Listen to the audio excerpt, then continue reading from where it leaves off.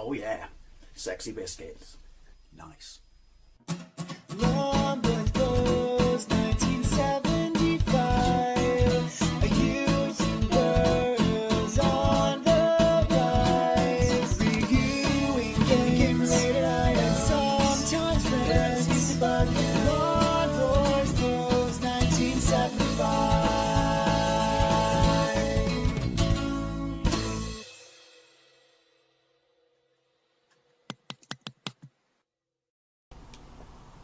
Welcome to another ZX Spectrum versus Commodore 64 comparison video, as I like to call it, Playground Wars. I'm still working my way through the Durell games, although one of these is, well, at least released by Elite on the Commodore 64, so I don't know what the deal with that is. If anyone knows, by all means, let me know. But yeah, we're now turning our attention to Spitfire, released in 1989 on the Spectrum and Commodore, but obviously we're only interested in the Spectrum and the Commodore version. It's funny because this doesn't have a 128K version.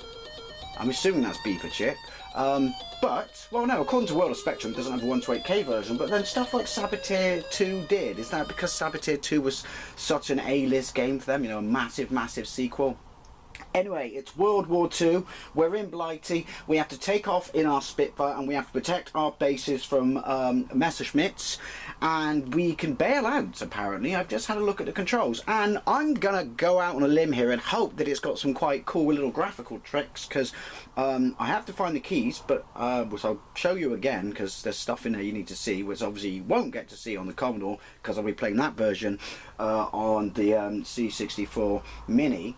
But yeah, some cool little graphical tricks with the ground, such as there was in Thanatos, or maybe it won't. Anyway, so K, redefine keys. Right, Kempston joystick, no, here's a reason. Look, info, right, well, 1, 2, I'm going to put that as 0 quick, because I don't want it anywhere near me. What's that?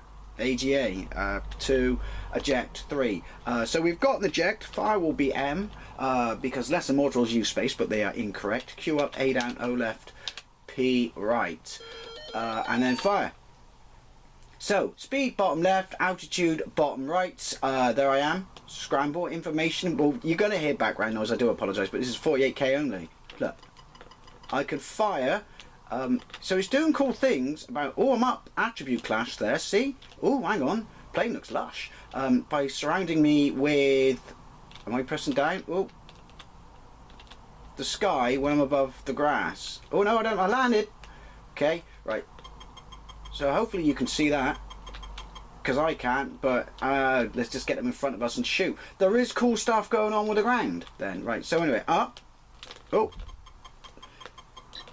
That's a bad guy, not a good guy. Will there be enough detail for us to see? Are these my anti-aircraft embankments? Right, hang on, press right and turn around. Okay, and then if we press left, we go up, we press right, and then we go down. The controls take a lot, we're over the drink. Ooh, take a lot of getting used to. But look, that means you can do stuff like this. I wonder if I stall. Oh, no, but hang on, leave it to the last minute. Oh, it is nice graphics. Would I say it's as nice as Thanatos? Possibly not. Too many sort of light colours in the background, making everything blend into one. Look out, ME109. We got to, haven't we?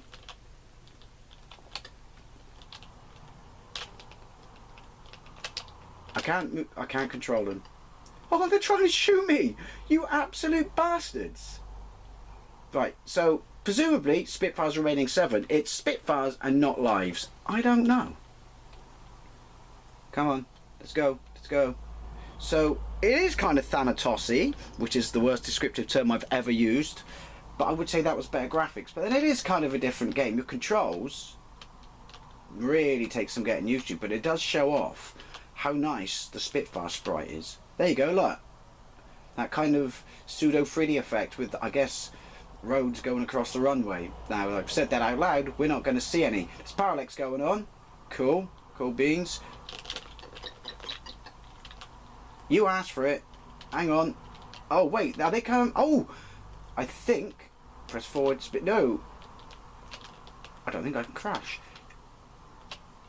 I think is he one of mine? No. So who said you asked for it? And I guess they're not my cannons then. I don't know. The instructions literally... Oh, look at that. Barrel roll-tastic. Enemy territory. Yeah, it's literally a paragraph, if that.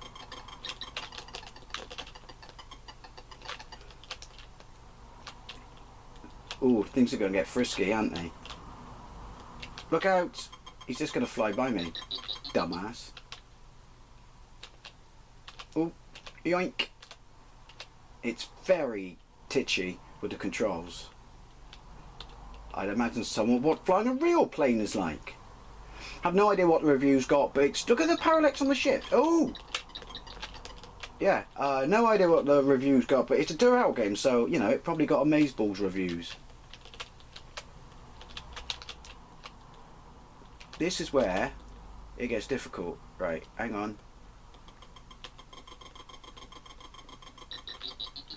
I don't know where my brakes. I don't know where my flying brakes are. But how can I attack the ship? Right, get close to the water. There we go. And then I guess when you see it, just take a chance and shoot downwards. It adjusts my height for some reason there. I'm not sure what's doing that. I've got bullet holes bottom left-hand corner of the screen. I'm assuming that's some sort of depiction of my health. Oops. There you have it. Oops. That sums things up rather nicely, doesn't it? Oh, really? Well, I guess so, innit? So, I mean, if anyone knows what the scores for this game were across all formats without me having to look them up, because I haven't got time for that. It's World War II. By all means, let me know. The graphics on the Spitfire are superb. I mean, that in itself, you know, is... I wonder if it's the same person who did Thanatos. I don't want to land. Speed up. Speed up. The fact that you can land... I don't know. Do I cross the channel and then land on the other side like Harrier Attack? Also a game by Durell. Or is it just a question of blow the tits out of everything you can? Once you've achieved a certain amount of destruction. Oh! Hello. Then mission accomplished. I want to try and shoot a ship. Slow down. No. It's not very true dogfighty, is it? If you know what I mean. It's all over a bit too fast. I guess to be fair, you would argue that's what war is. But, okay. It is nice graphics. Again, not quite as nice as Thanatos, but it is nice graphics. I mean, it's doing a whole bunch of cool little Durell tricks again, isn't it? Pseudo 3D, superb sprite, big sprite, great animation, complete lack of sound. Can't hold that against it though. That is nice. Barrel roll-tastic, if you will. Barrel roll-tastic. Okay. Again, why no one? I guess, what was it? If you're going to make it, you make it for the broadest or the cheapest price, you know, across both, you know, sort of Spectrum models. So you just make a 48K one, and I guess just make sure it's compatible with the 128K mode machines. Sorry. I don't know, maybe there is a 128K version. Maybe I should get a white stick. Maybe World of Spectrum's got it wrong. Although I personally do think they are a bastion of truth. Just don't like their new fucking... Well, it's not new anymore, but their new format for the site is butt ugly. Go back to the old one. Do I have ammunition anywhere? No. And also, I don't know how... Or... Yes, there's my radar. I take it back. It is accurate. Well, it isn't because... Well, no, he was probably above me, wasn't he? Let's see. Look out. Yeah. V1. What's that? Doodlebug. Is that flak? From the submarines? Okay, that's cool. Channel would be loaded with them. Look. We made it all the way to France without once step inside the Channel Tunnel. Who wants to touch me? Launch base 1. Right, this is where... I think this is where we got to do our shit. This is it, the ground attacks are so... finicky. Let's get a bit of distance. but we'll stay close to the ground. See, look at the cool fake 3D stuff going on in the background. They liked that stuff when they did playing games, didn't they? Right. Is there another base? Have I got to turn around? And where's the bird this feather came from?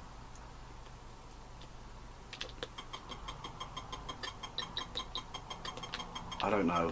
I'm not going to lie, it just says protect your base, and I'm assuming destroy their bases.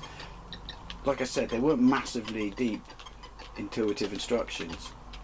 I'm assuming that radar looking building, although they didn't have it, did they? Is what that's behind me is what I should be reversing. Stop using car turns, Dave. Flying back to blow the shit out of. Oi.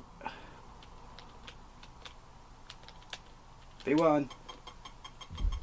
Presumably then, if I take out the V1s, that stops them hitting my base. Game can't be that complex, can it?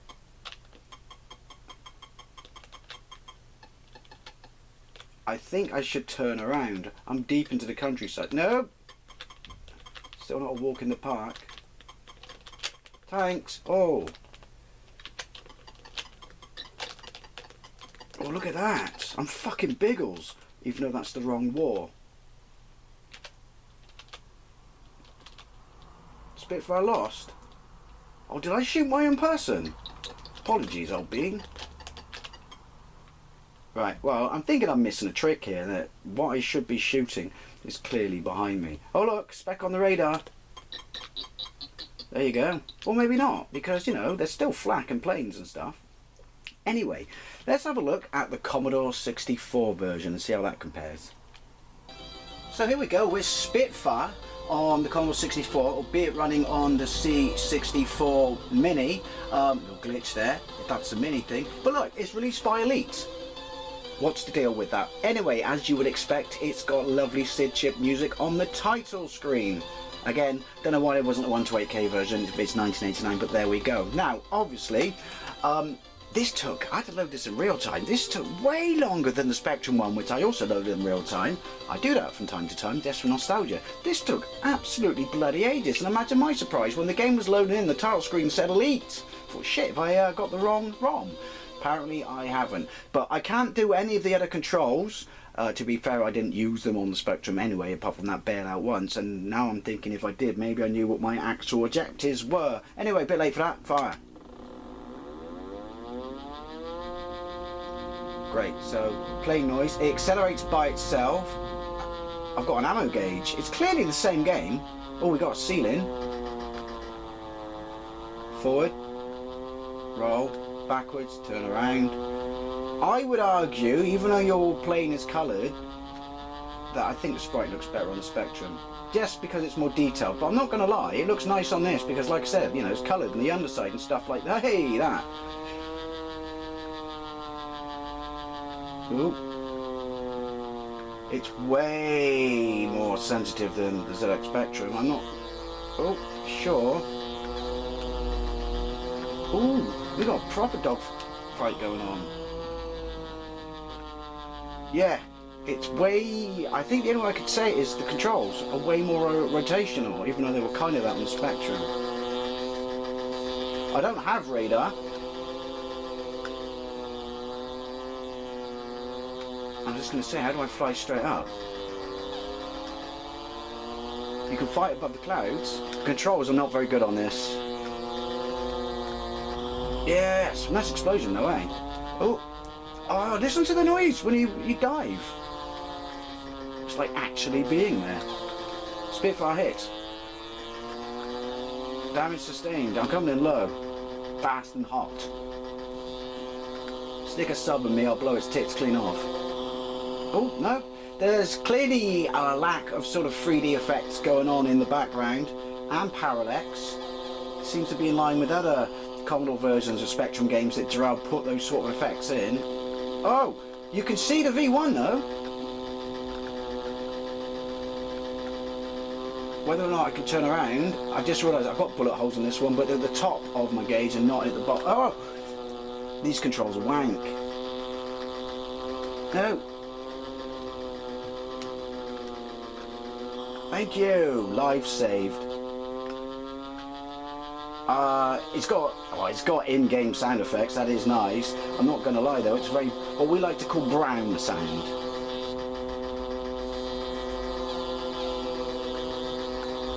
I can't line up. It just wants to turn around. See, they were titchy on the Spectrum for sure, but you felt like you had a chance, and you kind of knew what you were doing, and you only get one life. It's clearly the same game.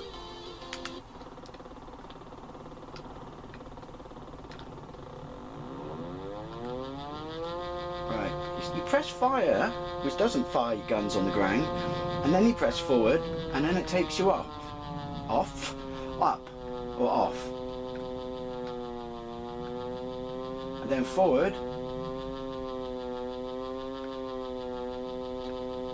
Not sure what that does. Down and up seem to be like that. Left does turn me around. I can't put my finger on why they feel so ropey. Where's my ammo? Is it that white line to the left of my altitude gauge? Ooh. Boo-boo-boo! Damage sustained. It's so much harder to shoot the planes. You could just let them fly by you. They were clearly stupider on the ZX Spectrum version, but definitely, and it's because I would honestly say the controls are not as nice on this. I'm playing it on the D-pad as well, not that god-awful shit joystick. Take that, Jerry. That is your real name. And I like to take that, Jerry, in that voice. I had the strangeness to say, hello, Newman. What was that? What was that? Shit. Oh! Yeah, definite lack of sort of 3D. Fake 3D, pseudo 3D. Cool little things going. Is that right? Oh look. Okay, that's cool. But like, you know, sort of interaction with the background and things like that, giving the sort of the impression that you were over, you know, a big surface. You know, not just a flat piece of ground. Stuff was going on. See. Right. So if you just want to go up and down, and you delicately tap it. Like that.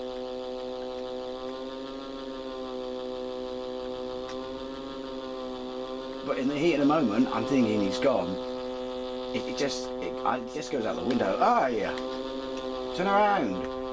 Also, it takes bloody ages to turn around. Have you ever seen someone do a 3-point turn in the air? Now you have. Right.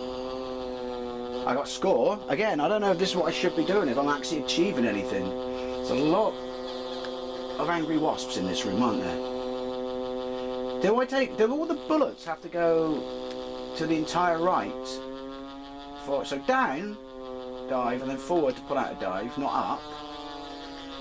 Do all the bullets have to go across the entirety for me to be dead? Pronounced dead? I don't know. Seems to be no submarines, and apparently the ground is intangible to him. Pesky Jerry's. Sound's getting on my tits, I'm not going to lie. I mean, it was quiet on the Spectrum, which was a bit annoying, but this is like a sense overload or brown sound. Right. Oh, my base is dead, so you are supposed to protect your base. But see, ground is not an issue for him.